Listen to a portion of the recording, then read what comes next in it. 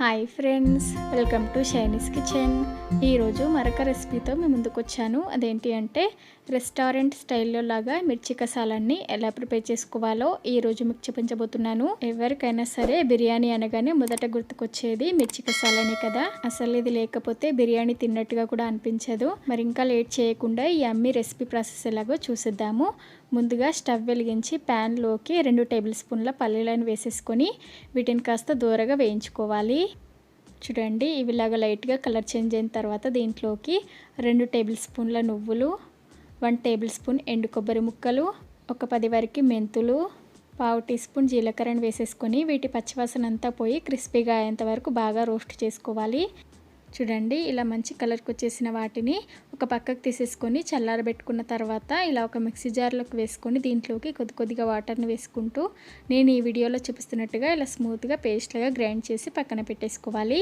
ఇప్పుడు ఇలా ఒక చిన్న బౌల్లోకి చిన్న నిమ్మకాయ సైజ్ అంతా చింతపండును వేసేసుకొని దీంట్లోకి కొద్దిగా వాటర్ని వేసేసుకొని ఈ చింతపండును ఒకసారి శుభ్రంగా కడిగేసుకొని ఆ నీటిని వంపేసుకోవాలి. ఇలా వంపేసుకున్న తర్వాత మళ్ళీ చింతపండులోకి వాటర్ని వేసుకొని ఒక 10 నిమిషాల పాటు ఈ చింతపండును బాగా నాననిచ్చిన తర్వాత మరీ చిక్కగా కాకుండా కొద్దిగా పలచగానే చింతపండు రసాన్ని తీసి పెట్టేసుకోవాలి. ఇక్కడైతే నేను 3/4 కప్పు వరకు తీసుకున్నానండి. ఇప్పుడు దీన్ని పక్కన పెట్టేసి స్టవ్ వెలిగించి కడాయిలోకి 2 టేబుల్ స్పూన్ల ఆయిల్ని వేసుకుందాము.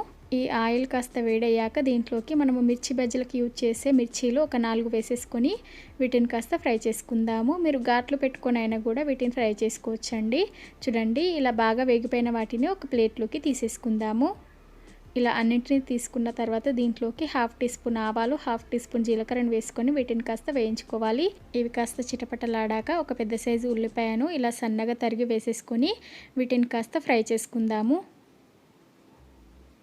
ఈ ఉల్లిపాయలు ఇలా సగం వరకు ఫ్రై అయిపోయిన తర్వాత దీంట్లోకి కొద్దిగా కరివేపాకు రెబ్బలను వేసేసుకొని ఈ ఉల్లిపాయలు గోల్డ్ కలర్ వచ్చేంత వరకు బాగా ఫ్రై చేసుకోవాలి. చూడండి, ఇలా మంచి కలర్కి వచ్చేసిన తర్వాత దీంట్లోకి 1 టీ స్పూన్ అల్లం వెల్లుల్లి పేస్ట్ని వేసేసుకొని దీన్ని పచ్చివాసన అంతా పోయే వరకు ఒక 30 సెకండ్స్ పాటు బాగా ఫ్రై చేసుకున్న తర్వాత దీంట్లోకి 1/2 టీ స్పూన్ పసుపు, 1 టీ స్పూన్ కారం, 1/2 టీ స్పూన్ ధనియాల పొడి, 1/2 టీ స్పూన్ గరం మసాలాను వేసేసుకొని వీటి పచ్చివాసన అంతా పోయే వరకు ఇలా కలుపుతూనే లో ఫ్లేమ్లో 1 నిమిషం పాటు బాగా ఫ్రై చేసుకోవాలి. ఇలా చేసుకున్న తర్వాత మనం ముందుగా గ్రైండ్ చేసి పెట్టుకున్న పేస్ట్ని దీంట్లోకి వేసేసుకుందాము.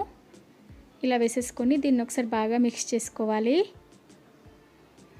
ఇలా కలుపుకున్న తర్వాత ఇప్పుడు దీనిపైన మూత పెట్టేసుకొని కొద్దిగా ఆయిల్ పైకి తేలేంత వరకు లో ఫ్లేమ్లో 1 నిమిషం పాటు కుక్ చేసుకున్న తర్వాత దీనిపై నుంచి మూత తీసి దీంట్లోకి మనం ముందుగా తీసి పెట్టుకున్న చింతపండు రసాన్ని వేసుకోవాలి. అయితే ఇక్కడ మనము పల్లీల పేస్ట్ని యాడ్ చేసుకున్నాం కాబట్టి తొందరగా చిక్కపడుతుంది. అందుకని దీంట్లోకి మరొక 1/4 కప్పు వరకు వాటర్ని వేసుకుంటున్నాను. మీరు మీ కన్సిస్టెన్సీకి తగ్గట్టుగా వాటర్ని యాడ్ చేసుకోవచ్చు. ఇప్పుడు దీంట్లోకి మీరు రుచికి సరిపడా ఉప్పు, 1/2 ఇంచు బెల్లం ముక్కను వేసేసుకొని దీన్ని ఒకసారి బాగా కలిపేసుకోవాలి. ఇలా బెల్లం వేసుకోవడం వల్ల సాలన్ అనేది మరింత టేస్టీగా వస్తుంది, మంచి ఫ్లేవర్తో. ఇలా కలుపుకున్న తర్వాత మనం ముందుగా ఫ్రై చేసి పెట్టుకున్న మిర్చీలను వేసేసుకొని దీన్ని కూడా ఒకసారి బాగా కలిపేసుకుందాము. ఇలా కలుపుకున్న తర్వాత దీనిపైన మూత పెట్టేసుకొని ఈ సాలన్ కొద్దిగా చిక్కబడేంత వరకు 6 నుంచి 7 నిమిషాల పాటు లో ఫ్లేమ్లో కుక్ చేసుకోవాలి. మధ్య మధ్యలో అడగనేది మాడకుండా మూత తీసి ఇలా కలుపుతూనే మళ్ళీ మూత పెట్టేసుకొని బాగా కుక్ చేసుకుందాము. చూడండి, మనకి 7 మినిట్స్ వరకు కొద్దిగా ఆయిల్ పైకి తేలి మనకి సాలన్ కన్సిస్టెన్సీ అనేది చిక్కబడిపోయింది, చూసారా. ఇలా అయిన తర్వాత ఇప్పుడు దీంట్లోకి కొద్దిగా సన్నగా తరిగిన కొత్తిమీరని చల్లేసుకొని దీన్ని ఒకసారి బాగా కలిపేసుకోవాలి.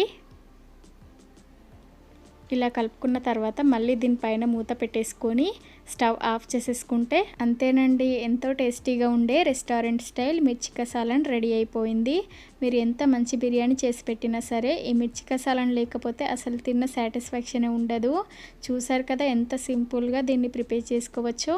ఇలాగా ఆయిల్ పైకి తేలుతూ ఎంతో యమ్మీ టేస్టీగా ఉండే ఈ మిర్చి కసాలన్ని బిర్యానీతో కానీ లేకపోతే జీరా రైస్తో కానీ సర్వ్ చేశారంటే అందరు కూడా చాలా ఇష్టంగా తింటారు, మళ్ళీ చేయమని అడుగుతారండి. మరి మీరు కూడా మిస్ అవ్వకుండా ఇలాగ మిర్చి కసాలాన్ని ప్రిపేర్ చేయండి. అలాగే మీరు ట్రై చేశాక మీకు ఎలా వచ్చిందో కింద కమెంట్ సెక్షన్లో కమెంట్ చేయండి.